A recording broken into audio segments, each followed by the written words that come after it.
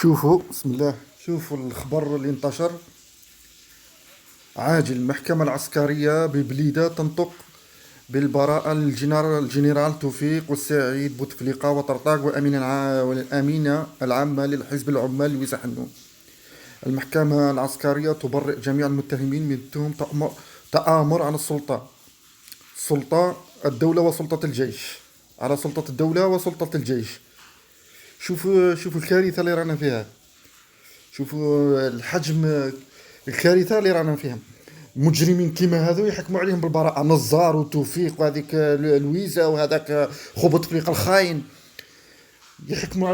يخرجوا براءه، يحكموا عليهم بحكم براءه.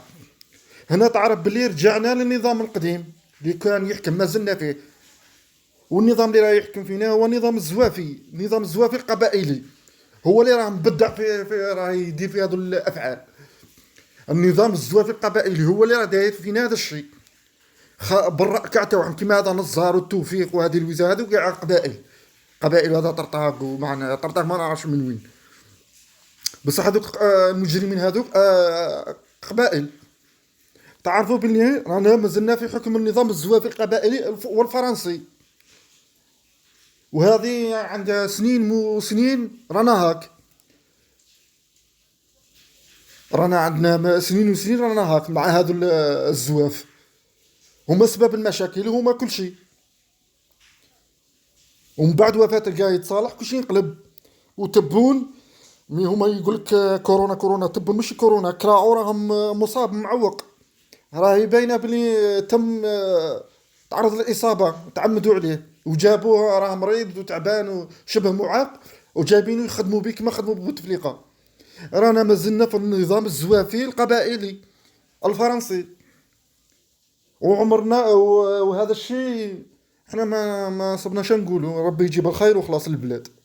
هذا اللي نقولوا ان شاء الله ربي ينتقم من هذا النظام الزوافي. هذا هو اللي راه متسبب في البلاد من عهد التسعينات والثمانينات حتى من الستينات.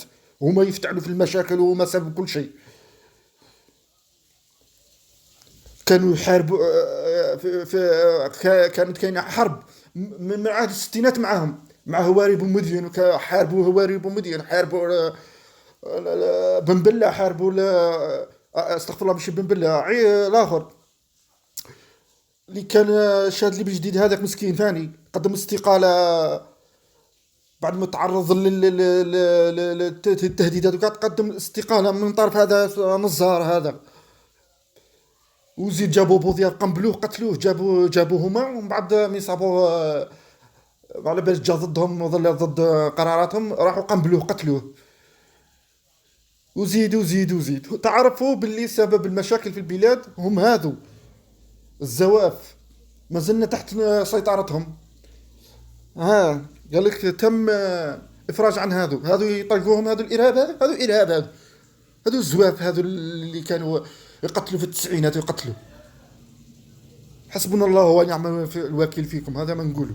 حسبنا الله ونعم الوكيل فيكم، ان شاء الله ربي يخلص فيكم واحد واحد يا الزواف، يا عملاء فرنسا.